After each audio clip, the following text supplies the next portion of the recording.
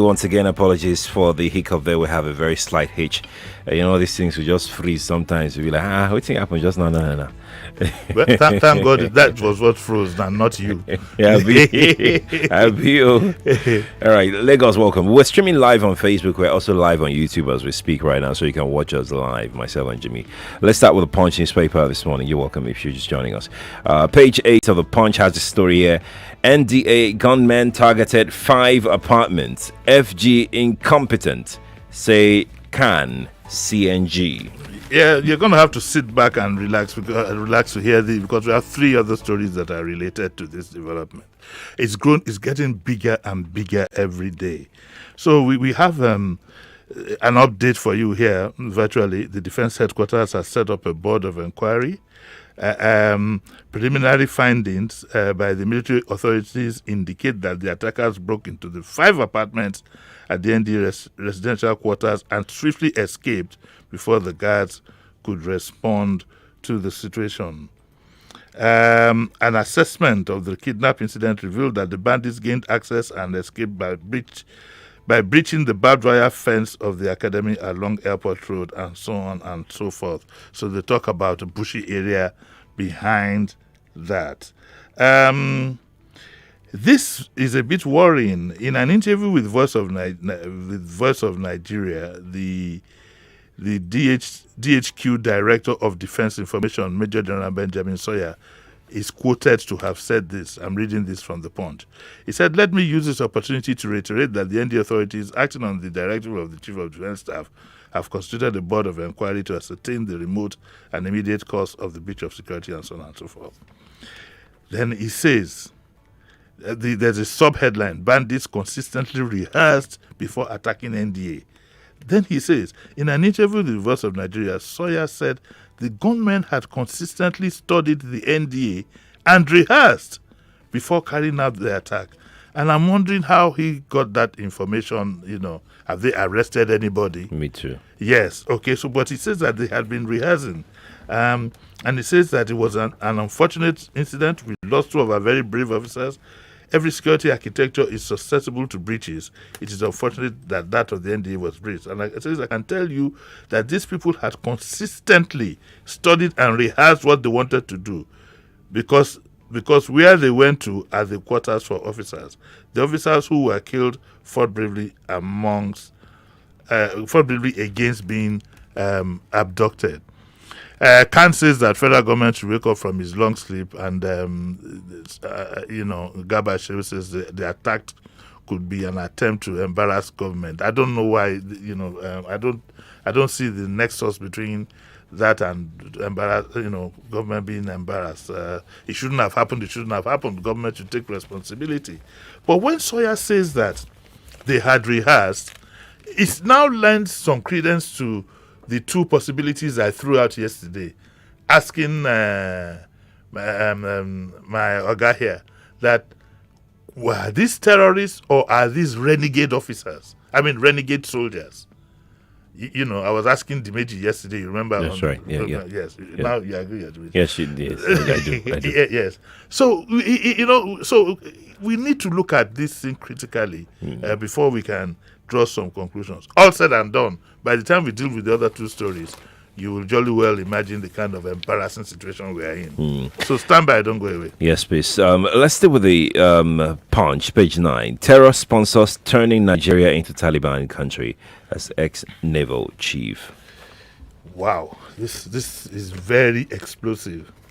Let me, for documentary purposes, for documentation purposes, I'm reading from page 9 of the Punch, and an ex-naval chief, Navy Commodore Kunle Olaomi, was on television yesterday. Specifically, it is reported he was on Channels TV, and he was reacting to the attack on the Nigerian Defense Academy, and said that he once interrogated Boko Haram terrorists who mentioned names of current governors, senators, and Aso Rock officials as sponsors during interrogation.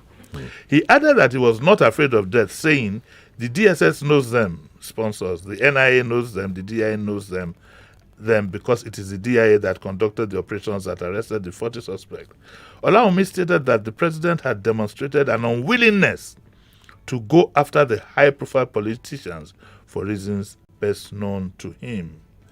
And he explains, I can't come on here and start mentioning names of people that are presently in government that I know that the boys that were arrested mentioned. Some of them are governors. Some of them are in the Senate, and some of them are in Aso Rock. I'm now quoting him again. He's saying, why should the government decide to cause this kind of embarrassment and insecurity that happened yesterday? Terrorist financiers want to turn Nigeria to a Taliban type of country. Then he says something that bothers me. It's not as if I don't know, but I'm surprised he said this on air. He said, on the emergence of Buhari as president, Olawumi maintained that he was part of the top-ranking military officers from the Nigerian intelligence circle who met with their U.S. counterparts in December 2014 in the build-up to the 2014 presidential election. And he says, according to him himself and his colleagues from the DSS, the NIA, amongst others, had convinced the U.S. government that the only person that can come and put this country right is Buhari. And that raised an alarm. It's not as if I don't know that things like this happen. But so if they had mentioned some other person, would that person be president today? You need to think that out. Then he goes on to say, he described as an aberration Tuesday's attack by bloodthirsty bandits. Okay, it's talked about that.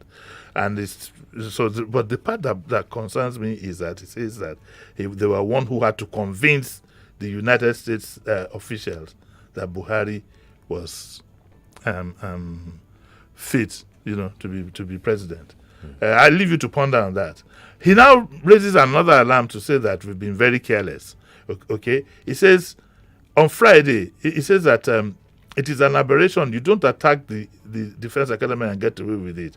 And he says that the NDA, like other military environments in the country, carelessly opens its doors to everyone on Friday for Jumat prayers, thereby giving terrorists the opportunity to profile the military institution. So what he means is on Friday, everybody troops to the mosque, irrespective of who you are. And that probably provided all these things really should just give you food for thought, and you are left to your own conclusions, really. Let's go to the Vanguard now. Let's drop the Punch for a moment. We'll come back to the Punch in a moment. Page 5 of the Vanguard. Retired military officers rail against attack on NDA. Oh, everybody is in a rage. The retired officers are angry. I mean, we are angry too. But I'm not even angry. I'm frightened. To say that I'm angry, no, I'm frightened.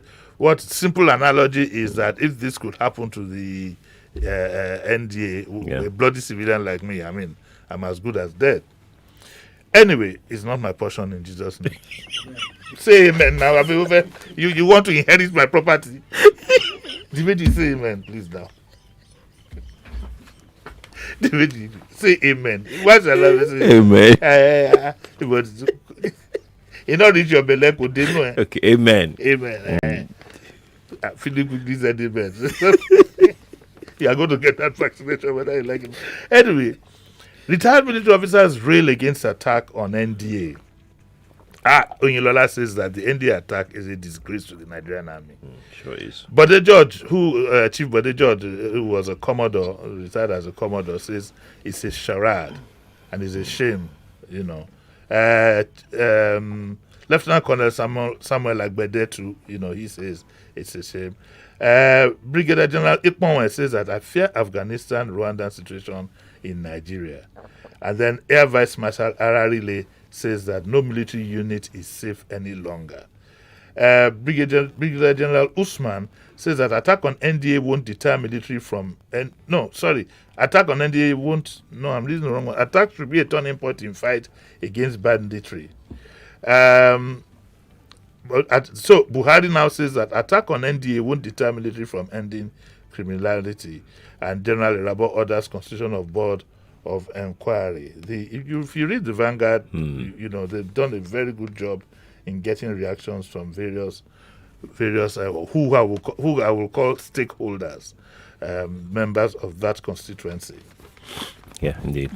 Now let's go back to the Punch. I'm picking up page 12 of the Punch right now. Grazing reserves presidency knocks autumn, calls governor serial defector. I mean, this is, I don't know. Look, everything, so Autumn made what I would call certain statements that he could have said in a better manner, but he did it out of frustration. But two wrongs don't make a right. No. The presidency is sacred. It is sacred. After the Constitution, the next sacred thing is the presidency. And therefore you don't expect the presidency to be involved in brickbats and fighting and whatever. The presidency is father of all. What do we have here? A statement by the senior special assistant to the president, Garba Shehu, is titled Statement Concerning Samuel Ortom, Governor of Benue. And he says in the statement, the presidency accused Ortom of being unprincipled, having changed political party 5 times. I mean, it's not done. Leave that to the politicians. This kind of statement should be coming from the spokesperson of the APC. I keep saying the presidency cannot engage its own citizens in a fight. It's never done. You must show that maturity. You must, you must have that energy within you to absorb all these things and be father of all. And he goes on to say that Governor Autumn has few political principles. We can see this from the fact that he has changed political parties 5 times during his distinguished career. Every time he feels the wind may be blowing in a certain direction, he follows it. I'm very disappointed. In all honesty, I'm very. This job calls for a lot of calm and a lot of reasoning. You understand? You don't go down a pit. That's the training that we had in public relations. It calls for a lot of calm. You must absorb these things and maturity. What is the relevance of what Autumn said to the fact that he's changed political parties 5 times? I mean, that's neither here nor there. And says that unfortunately for the good citizens of Benue State, the most dangerous direction it blows in today is that of sectarianism and ethnicity. And says that in an attempt to boost his political fortunes, Autumn takes the cheapest and lowest route. This should not be coming from the presidency. The presidency, would it have cost anything for this president's spokesperson to have said that? We've listened to Governor Autumn. We've observed some of the things he said. We consider them quite unfortunate, and we'll take them up with him in private because we can't, something in that reconciliatory mode. I don't think that's ever going to happen. Yeah, but that's the way it should be. Do you agree? I do completely. I mean, completely. That's the way it should be. Completely. I don't know. Every little thing upsets you in this country. The presidency is always in a battle-ready mode. Yes. All the time. Yes. And like, bring it on. And the truth is that whoever is going to get into that seat in 2023, your spokesperson is key. He must be level-headed. He must be matured. He must be able to reason above all considerations. Well-spoken, well-reasoned out, conciliatory. You don't. I mean, we've had press secretaries before. We had Tunji Oseni. We had even Remi Oyo, the late Remi Oyo. Two of them late now. Right. You don't engage in this kind of brickbats at that level. It reminds me of Fela's Rofo fight. Yeah. That if he explained it one day that if you are normal and the other person is mad, and the person is already in Rofo, you now join him. By the time the two of you are trying to escape or whatever, the two of you will look the same. That's right. You're not gonna know who crazy and who. No. I think these things could be better handled. I agree. We're going to go to the Punch editorial, page 16. CBN's threats to prosecute abusers of naira. That's a non-existent threat. I mean, the naira has been abused publicly. Publicly. So many times. And this has nothing to do with Cubano or whatever. I even saw a video. Did I tell you, Sheriff? I even saw a video that there's a spraying machine. Oh. We've become imbeciles, for God's sake. There's something wrong with us. There's a machine. Yeah. You load it. I saw the guy loaded it with naira and it was shooting. I know, shoot the naira. Don't stress yourself.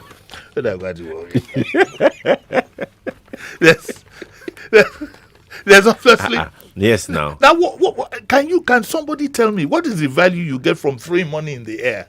I mean, what the inventors of the machine must have studied Nigeria. For Nigeria, yes. Now it is a smart guy that went to China and told them, give me something that I can load money in and be shooting the money. We've all become children. It's sad. It's sad. Foreigners who see these things happen will be asking themselves, there's something wrong with these guys, How do they get through? There's even what happened even in America. They were throwing dollars. And what Nigerians anywhere, that is how we party.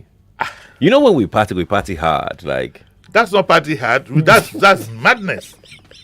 It's madness. It's party hard, G. It's madness. How can I my hard-earned money? I'll throw it up. No. And this editorial talks about the fact that security agents serve as guards to Nigerian big men, carrying huge amounts of money for them to destinations and event centers for distribution to hangers-on and supporters.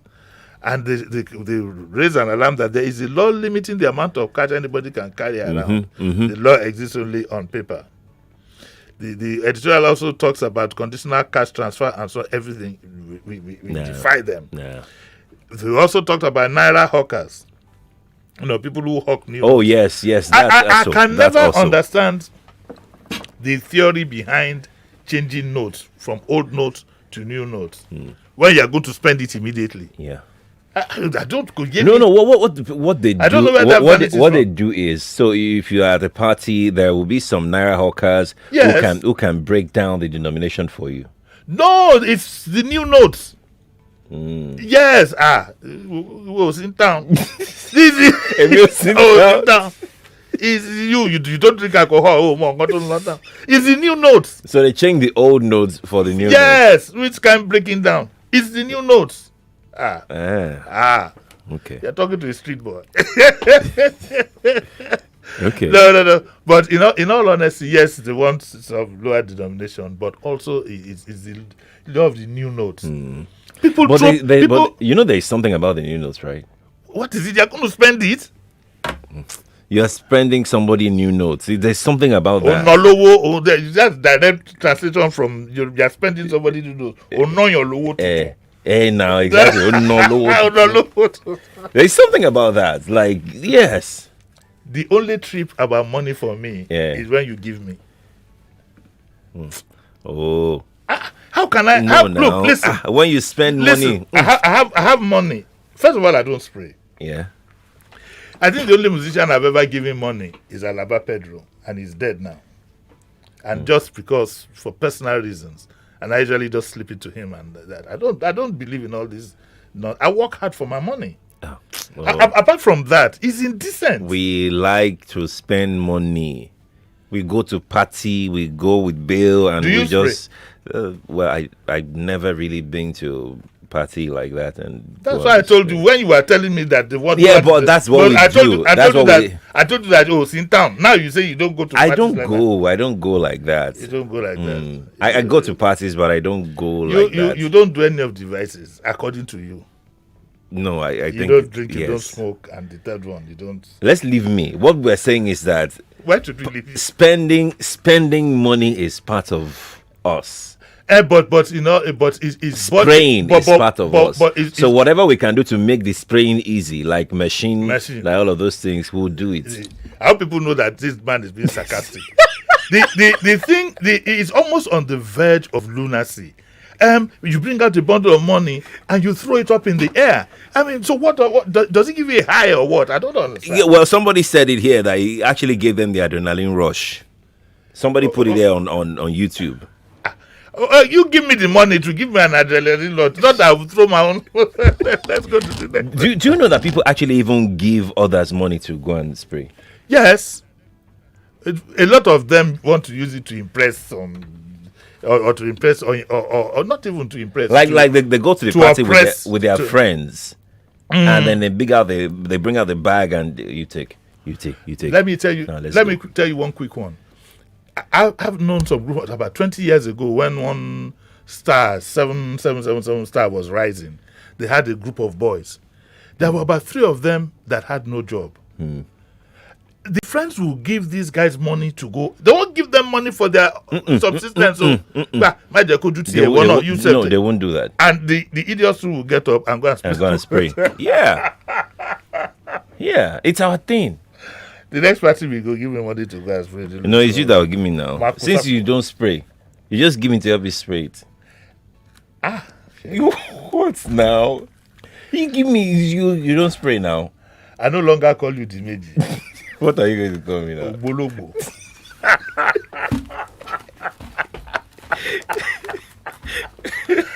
Oh dear. Let's take this story. If you don't laugh sometimes, find time to laugh with this country. Look at all the things we've been reading since morning. Yes, now. Somebody will now say we should not laugh. I must laugh. No, we must laugh. It's by force. Let's do page 6. Measures in place to contain downpours, says Lagos. Well, apparently we should be expecting the downpour rains again.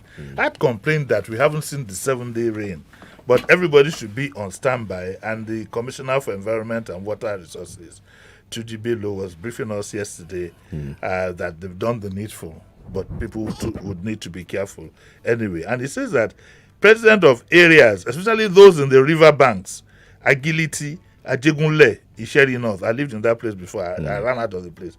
Owode, Iwaya, Makoko, Badia, Ijora, Isalu, Bota, and Shibiri.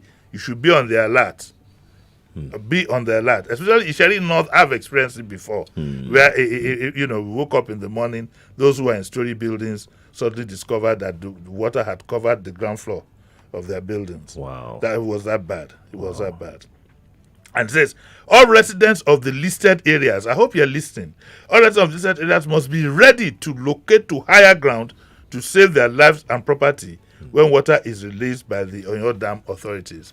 I've been a victim of this before. I ended up having to go to my house in Ekeno. I would say that, yes, it was that bad. I lived in Sherino. It was that bad. And so also sympathies go to the PDP. They lost their chairman, their party chairman, Dr. Adegbola Dominic, to COVID. There you go. Lost him to COVID. It's quite unfortunate. Quite unfortunate. I think we can take this story before we go. Okay. Let me see. Wait. We cannot. We have just 2 minutes. Well, let me mention it. Okay. Apapa showed a gridlock. Sanwo-Olu's traffic team fails. Yeah, we know that. That's from Vanguard. Yes. They should know because they are located there. And they said the place has been taken over. They surrendered that whatever to touts and whatever, touts and area boys. Very sad. It's quite unfortunate. Delta to airlift 315 intending pilgrims to Jordan Monday. We keep begging. We keep begging government, stay out of pilgrimages. It's a private enterprise. You might as well be sponsoring people to go on summer. Stay out of pilgrimages. There are private tour operators that can run these things. Why should the government be airlifting 315 people going to Jordan on private visits at state expense? We've said it, we've said it right here in Lagos. We've said it, both Islam and whatever. The injunction for Islam is if you can afford it. Yeah, if you can afford it. If you can afford it. And now you have loads of private operators that can do this thing well. That's right. Government should hands off this exercise. But you and I know what was going down. Yeah, it goes beyond that. We must go now. We must go. What's coming up at 9?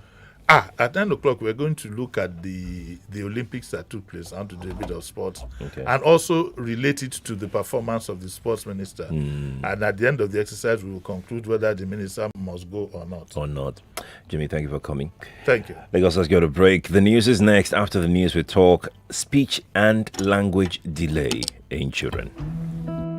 They say, if you want to go fast, go alone. However, 99.3 Nigeria Info. We are more than just radio. Subscribe to our YouTube channel at Nigeria Info FM. Check us out on Facebook at Nigeria Info 99.3. Follow us on Twitter at Nigeria Info FM and on Instagram at Nigeria Info FM Lagos for live updates as it happens. 99.3 Nigeria Info.